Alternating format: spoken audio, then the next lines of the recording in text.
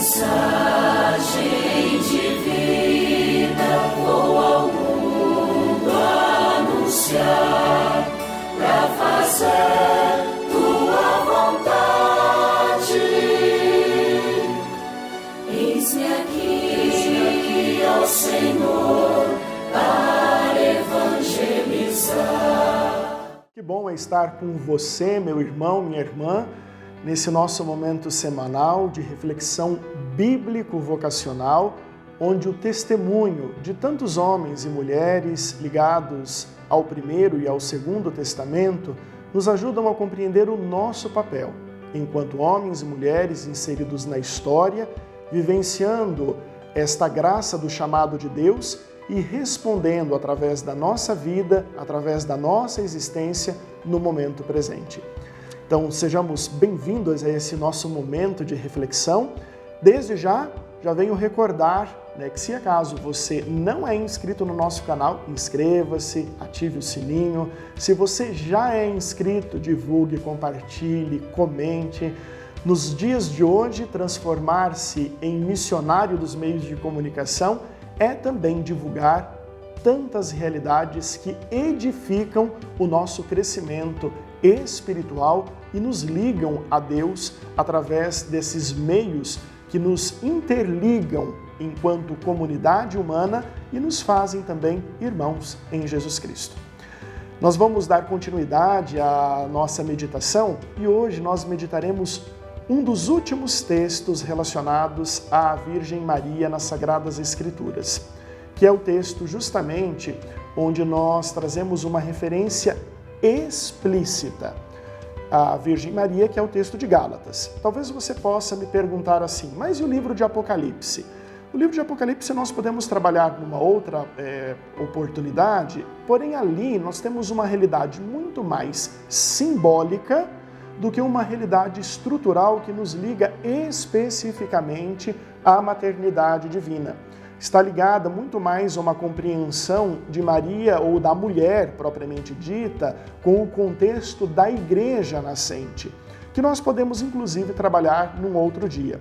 Porém, para hoje é reservado um dos textos mais antigos e que quando nós estudamos a Mariologia bíblica pela ótica das cartas paulinas, é o texto explícito que nós temos e o principal, ou talvez até o único texto mediante a proposta paulina para o estudo mariológico, que é o estudo acerca, na teologia, da Virgem Maria. O texto é um texto bem curtinho, de um versículo só, mas que traz uma carga enorme de informações. Nós temos então no livro de Gálatas, a carta de São Paulo aos Gálatas, o capítulo 4 e também o versículo 4, que diz o seguinte: quando, porém, chegou a plenitude do tempo, enviou Deus o seu Filho nascido de mulher, nascido sob a lei, para resgatar os que estavam sob a lei, a fim de que recebêssemos a adoção filial. Esta informação, que na verdade ultrapassa um pouquinho o limite do versículo 4, estendendo-se até o 5 para uma melhor compreensão, nos coloca e nos ajuda a resgatar aquilo que o livro da carta aos Hebreus, logo no versículo 1 do capítulo também 1, nos propõe a partir da ótica da revelação. Deus, de muitos modos e maneiras, manifestou-se e nos últimos dias enviou o seu Filho amado. O conteúdo sobre a revelação, quando nós estudamos teologia fundamental, que é justamente o fundamento da teologia, e o tópico principal é o assunto sobre a revelação, nos coloca a seguinte definição que vai ser abordada por uma constituição dogmática do Concílio Vaticano II, chamada Dei Verbum. Assim, a Dei Verbum define o conceito de revelação. É a automanifestação e a autodoação de Deus à humanidade, cuja plenitude se dá em Jesus Cristo.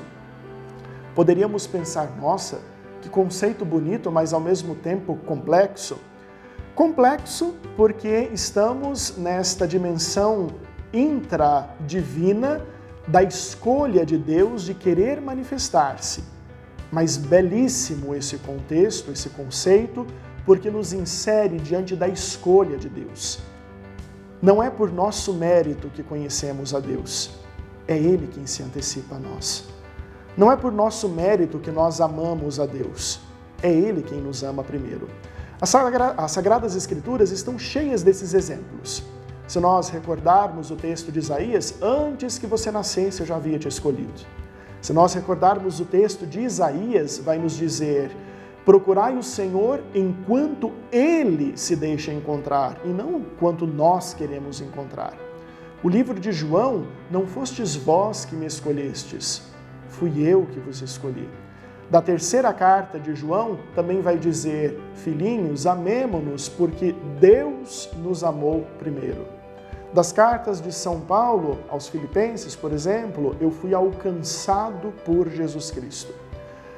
Se nós pegarmos pelo testemunho bíblico, está recheado de expressões de que Deus nos alcança, que Deus se oferece, que Deus se manifesta, que Deus nos procura, que Deus se propõe a nós. Na Idade Média, um místico medieval, um místico dominicano chamado Mestre Eckhart, ele vai nos trazer esta abordagem recordando o seguinte: na dinâmica do amor de Deus, somos sempre retardatários, chegamos sempre atrasados, porque quando dizemos nós amamos a Deus, Deus já havia nos amado muito antes. Quando afirmamos nós escolhemos Deus, Deus já havia nos escolhido anteriormente à nossa própria escolha. Dessa maneira, nós podemos dizer que, diante de todos os tempos, Deus se antecipa no seu amor, nos visita, Ele se revela, Ele se manifesta e Ele se doa. Mas se para o Primeiro Testamento Deus se revelou, se manifestou, se doou de tantas maneiras, mas por parte do ser humano todas estas manifestações que se estabeleceram através de alianças foram quebradas, no ápice dos tempos, Deus envia o seu Filho. Podemos fazer a seguinte comparação: na criação, Deus nos cria à sua imagem e semelhança. No mistério da encarnação, Deus, que visita a humanidade, Ele se faz a nossa imagem e semelhança. Assim, podemos dizer que no ápice da revelação, Deus envia o seu próprio Filho. E se, no momento anterior, nós não entendíamos muito bem Deus porque Ele trazia uma linguagem divina e existia a disparidade porque a nossa linguagem é a linguagem humana, nesse momento Deus se faz homem, se faz humano, para que, falando à humanidade, nós, enquanto seres humanos, não tenhamos mais a desculpa de que não entendemos Deus. E, portanto, a aliança não será mais quebrada, porque Deus, que é em Jesus Cristo verdadeiramente Deus e verdadeiramente homem, sela esta nova e eterna aliança entre Deus e a humanidade. Portanto, o texto vai ser muito claro. Chegada a plenitude dos tempos, Deus enviou o seu Filho. E qual é esta plenitude dos tempos? O momento em que Jesus, a segunda pessoa da Santíssima Trindade, o Verbo eterno, é encarnado no ventre de Maria. Ele se encarna no ventre de Maria. E pelo ventre de Maria nasce Jesus Cristo, que, nascido de uma mulher. Quem é esta mulher? Maria, a mãe de Jesus. E o texto vai continuar. Ele é nascido de mulher, e esta mulher tem um nome, Maria. Nascido sob a lei, diante de uma cultura, a lei mosaica, que traz os mandamentos, as obrigações, toda esta realidade, para resgatar aqueles que estavam sob a lei. Contudo, esta lei que estava amparada para um povo, abre-se para todos aqueles que quiserem fazer a experiência de Jesus, que quiserem acolher esta revelação. E, portanto, o texto que nos colocam por todos aqueles que estavam sujeitos à lei, pode ser também traduzido como por todos aqueles que queriam fazer uma experiência de Deus. Mas para nós, por trabalhar esta experiência mariológica no texto, nos remete à importância deste dado. Enviou o seu Filho, no ápice dos tempos, nascido de mulher. Ele não vem de qualquer maneira, ele não aparece de uma maneira fantasiosa ou miraculosa como uma estrela cadente que passa no céu. Ele é nascido do ventre de uma mulher. E esta mulher, inserida na história, tem um nome, é Maria. Nós também, eu e você, estamos inseridos na história, temos o nosso nome, estamos sujeitos à lei. Ela, a mulher inserida na história, deu o seu sim que mudou a história. E qual será a nossa resposta para que possa mudar também a nossa história e para que, diante da proposta de Deus, possa mudar em si a história da humanidade pelo nosso testemunho? Se nós trazemos a nossa falta de testemunho, fazemos falta enquanto um testemunho para o mundo. Por pequenos que somos, estamos interligados numa comunidade que se faz de filhos e filhas espalhados pelo mundo inteiro. O meu testemunho e o seu testemunho, o meu sim e o seu sim, se ligam a tantos testemunhos e a tantas respostas afirmativas no sim cotidiano de tantos homens e mulheres. E no mosaico existencial, no quebra-cabeça da vida vocacional, nós vamos dando o rosto da igreja, que amparados pelo Espírito, queremos continuamente nascer do ventre de Maria, que se encontra aos pés da cruz de Cristo, respondendo com a nossa fidelidade.